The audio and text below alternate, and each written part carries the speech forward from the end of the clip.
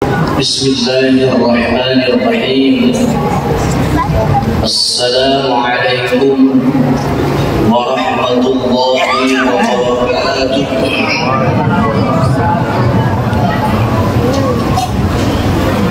Saya kasih pantun dulu Pak ya. Ibu-ibu. Oh ibu-ibu. Tanam pinang rapat-rapat agar puyuh tak dapat berlari. Jikalau salam saya tidak dijawab dengan kompak, maka saya akan ulangi kembali. Assalamualaikum warahmatullahi wabarakatuh.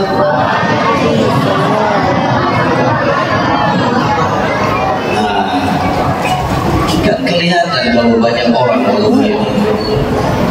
Alhamdulillah,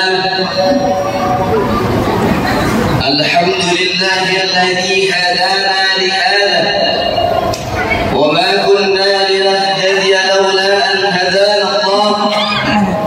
Ashhadu an la ilaha illallah wahdahu la sharika lahu wa ashhadu anna sayyidana Muhammadan 'abduhu wa rasuluhu alladzi la nabiyya ba'dahu. Allahumma salli wa sallim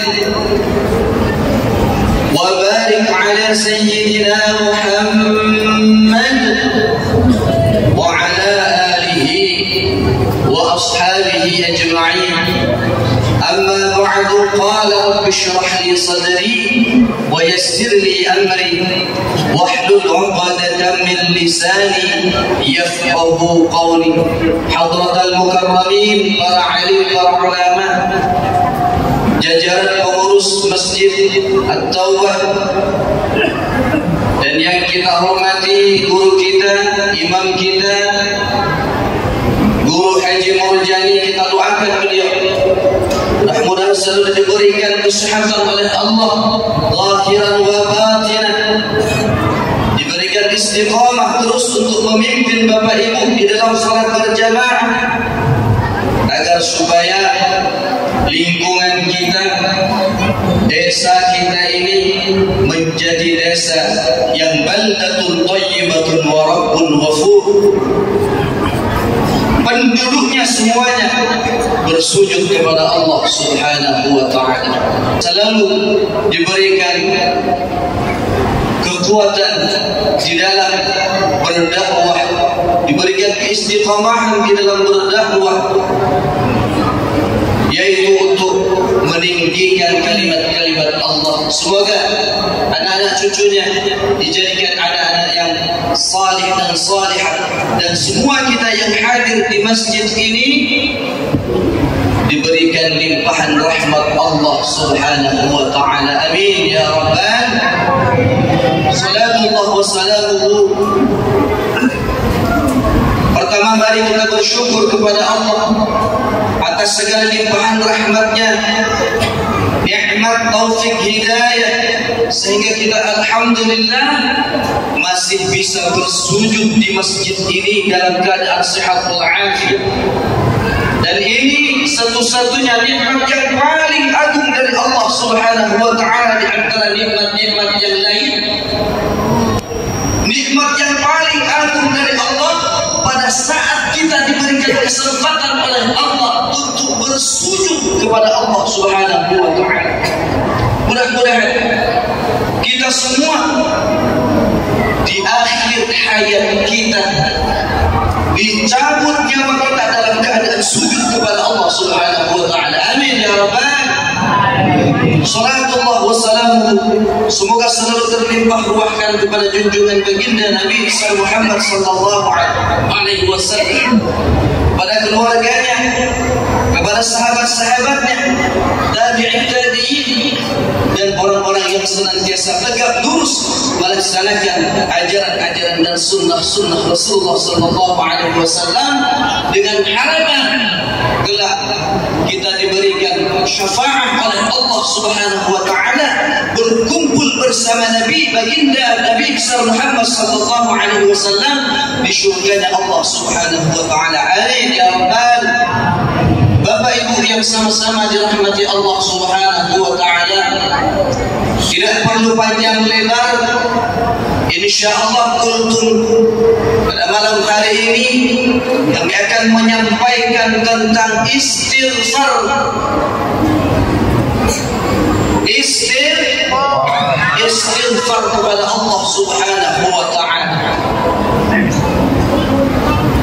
Istighfar adalah ucapan astaghfirullahaladzim. Artinya aku memohon ampunan kepada Allah yang Maha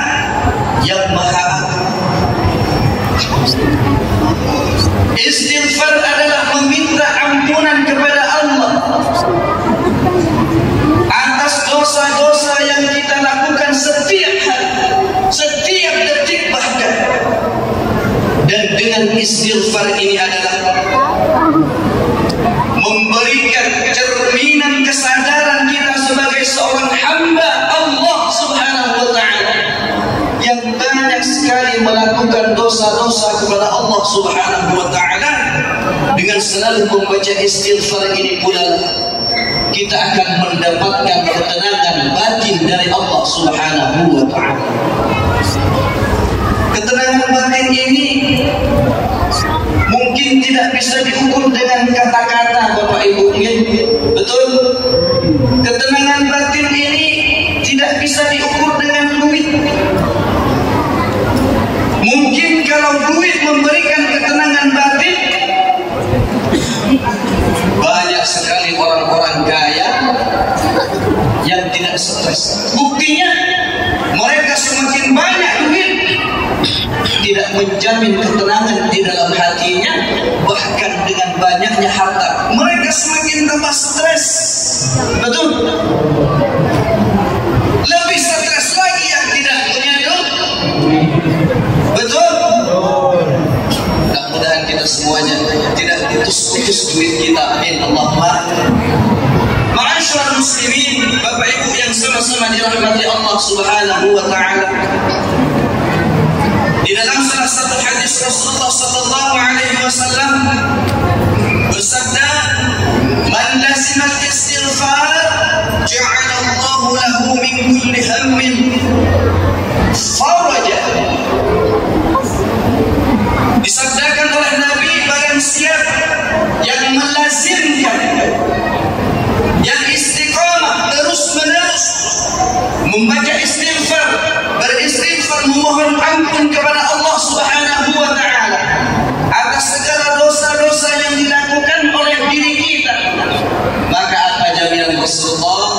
Ja'alallahu lahu min kulli hammin farajan, ya Rasulullah. Maka Allah Subhanahu wa Ta'ala akan memberikan apa?